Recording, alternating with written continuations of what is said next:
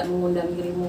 Menurut gua, ini pesan gua buat Mbak Bulan ya. Mbak Bulan ada Kakak Bulan yang kepo. Menurut gua, menurut Dennis ada baiknya Mbak Bulan lebih mengurusi diri Mbak Bulan sendiri. Kalau misalkan menurut Dennis Mbak Bulan aja ngurusin diri sendiri aja, menurut Dennis belum bisa, mantan Mbak Bulan aja direbut sama teman.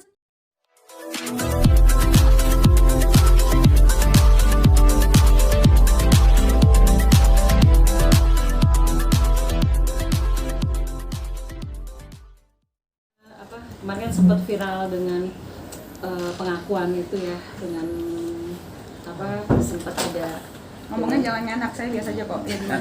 Yang pria itu dengan orang ketiga. Saya berani sendiri gimana sih Kak Denis? Ya saya sih berani mengakui karena menurut saya lebih baik saya menjadi mantan penjahat daripada saya masih menjadi penjahat. Mendingan saya jadi mantan orang ketiga daripada saya masih jadi orang ketiga. Sebenarnya kalau misalkan saya masih mau sama dia, bisa banget, gampang banget caranya. Kan kita udah 4 tahun. Udah 4 tahun bersama itu gampang banget caranya, udah putus nyambung itu udah biasa. Kalau memang saya mau balik sama dia, saya itu akan diemin aja. Baik dia juga pasti akan balik lagi, diemin aja gitu. Tapi saat waktu dia baik-baikin saya, abis berantem itu baik-baikin saya, minta angkat teleponnya apa segala macam, saya bacain ya. Waktu itu saya berantem sama dia, saya tuh udah mikir, kayaknya udah nggak lagi deh, ini udah bukan waktunya, udah 4 tahun gue membuang waktu gue sia-sia. Udah 4 tahun gue buang waktu gue sia-sia, dan itu kan udah sering terjadi berantem seperti itu, dan baik lagi karena dasarnya memang jujur, saya nggak bohong, emang saya suka sama dia, emang saya terlanjur suka, dan salah saya juga, saya nggak membenarkan diri saya bukan korban, saya juga pelaku, tapi saya mengaku salah dan saya mau tobat. Dan ketika saya punya suami nanti, saya nggak mau suami saya punya orang ketiga gitu. Nih tanggal 11 Agustus Mbak Adin baca aja soal namanya nih tuh. Jangan. Lu mau gue dituntut, mereka semua nyari-nyari nih salah gue nih. Mbak yang baca nih. Nih, lebih nih. Bacain, ayo.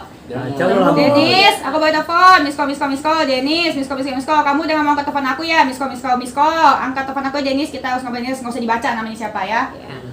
Ya itu hal udah biasa, dan aku kalau digituin ya biasanya mau, memang selalu mau, dalam hati lubuk kecil pun aku mau.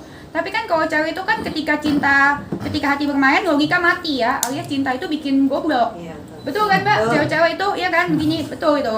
Nah kalau misalkan udah logika bodoh itu, gue selama 4 tahun udah mengalami itu.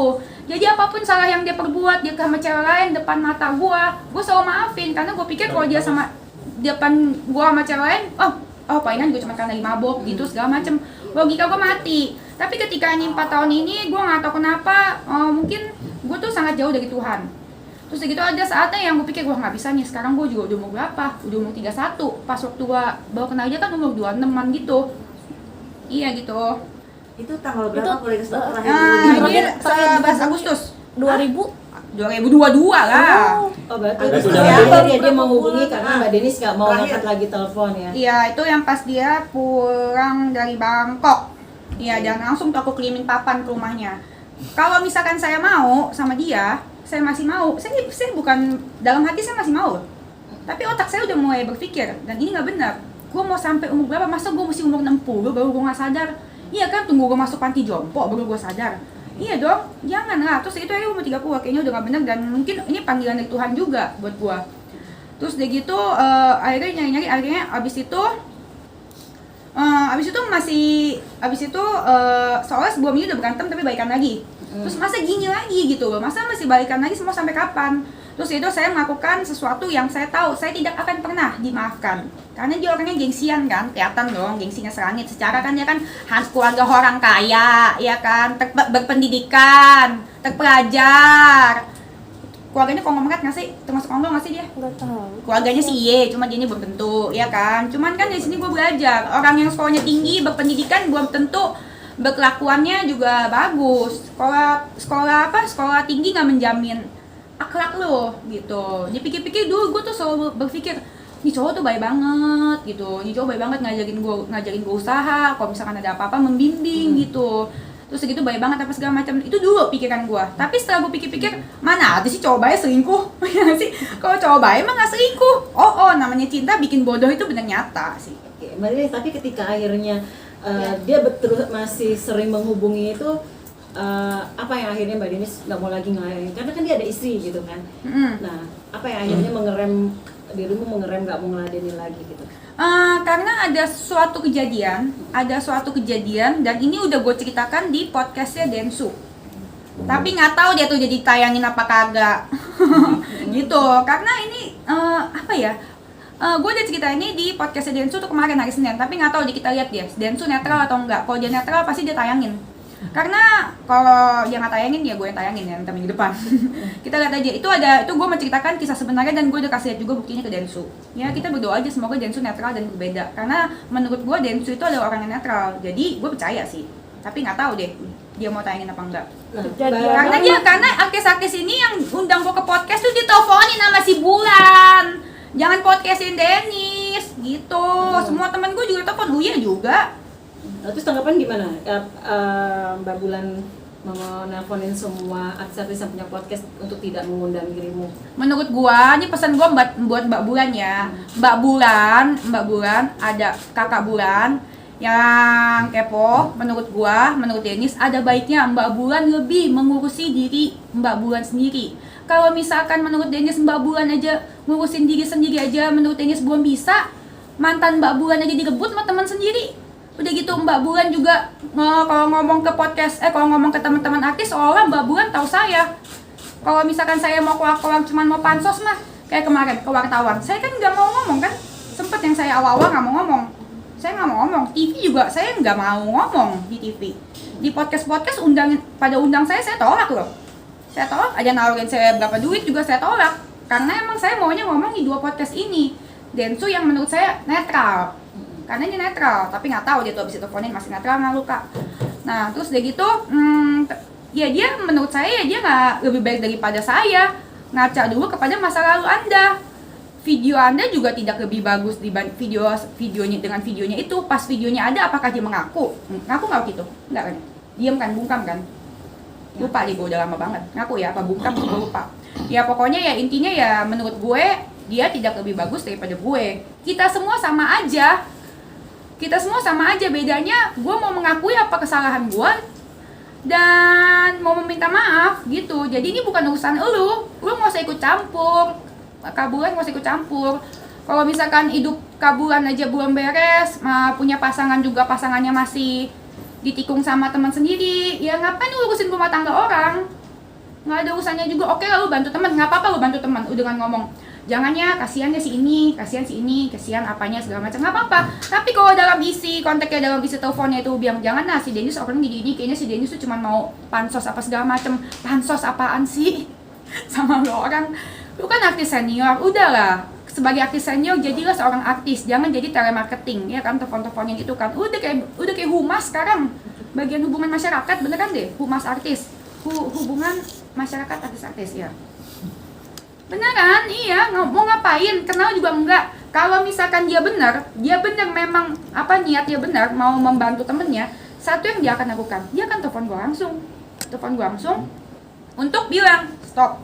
Dan gue akan lebih menghargai, gue kalau sama yang kisah-kisah yang lain, kenapa gue bisa temenan ya, karena gue memang orangnya kalau misalkan di kehidupan asli gue menghargai orang yang baik sama gue lihat orang.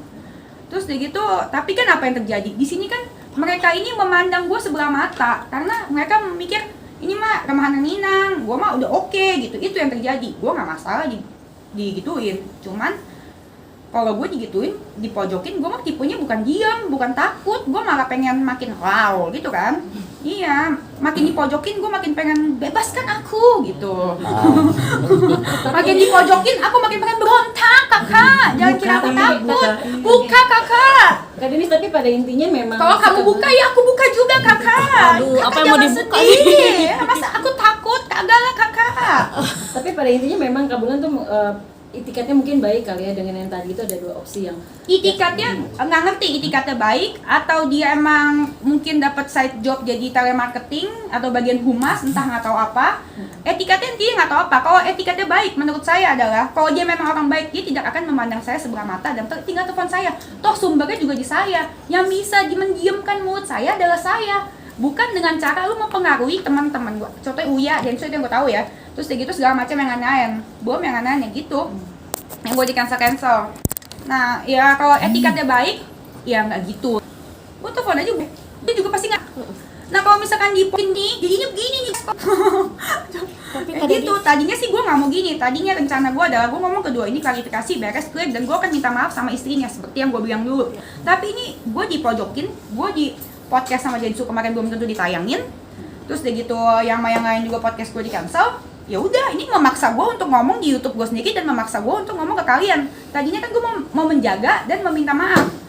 Gimana gue bisa menjaga lagi kalau gue dipojokin, dibungkam, di super tisu mulut gue? Enggak juga sih, enggak super tisu, berlebihan. Niatnya sudah ada rencana mau minta maaf ke Kan istri. sepertinya kan gue udah pernah bilang kan, memang niat gue seperti itu. Gue akan ngomong kedua podcast, ngomong yang sebenarnya dan ngomong yang terjadi dan biar pesan gue tuh tersampaikan.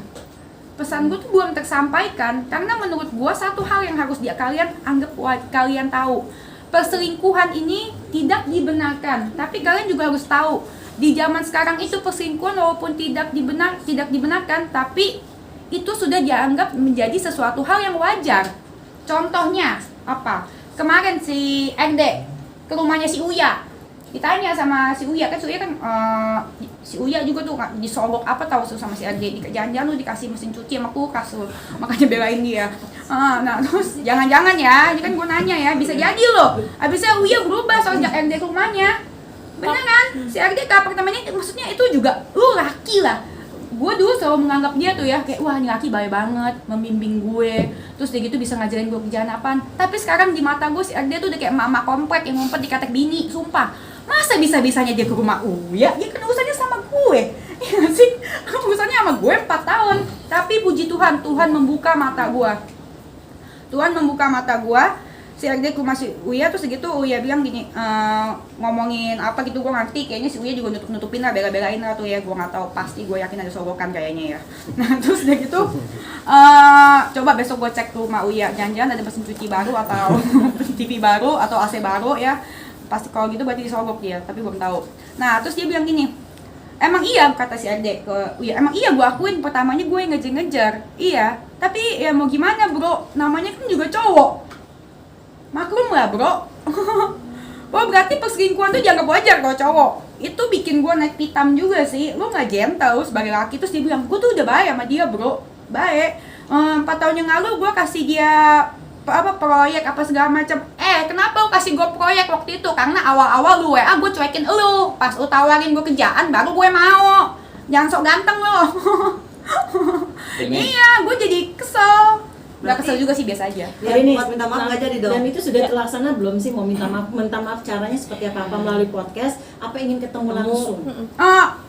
Penjelasannya itu gue ada pesan-pesan yang belum tersampaikan sampai saat ini. Dan gue itu waktu itu gue udah memilih orang-orang yang menurut gue tepat. Dan itu adalah tepat itu waktu itu karena menurut gue dia netral. Nggak tahu dia sekarang masih netral nggak sih?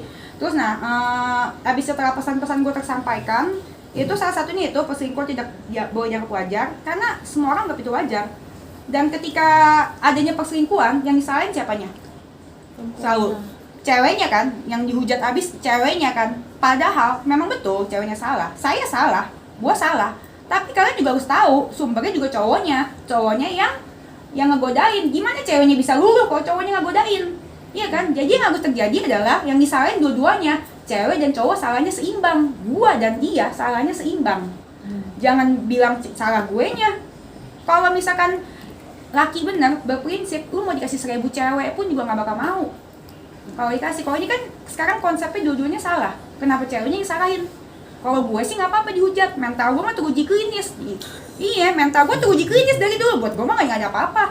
Tapi gue mau membagikan pengalaman hidup gue. Yang menurut orang aib, bagi gue bukan aib. Bagi gue adalah pengalaman hidup, pembelajaran dalam hidup. Yang gue mau share ke orang dengan konsekuensi yang gue tahu, gue pasti dihujat, gue pasti abis. Dan yang bagian sana pasti yang dipuja-puji, gue udah tahu. Tapi kan gue kan nggak hidup dari nama baik. Buat apa? Gue mah nggak muna seperti mereka. Dunia mereka menurut gue dunia muna-muna. Mereka perlu nama baik buat dapat iklan produk. Mereka perlu nama baik buat dapat duit.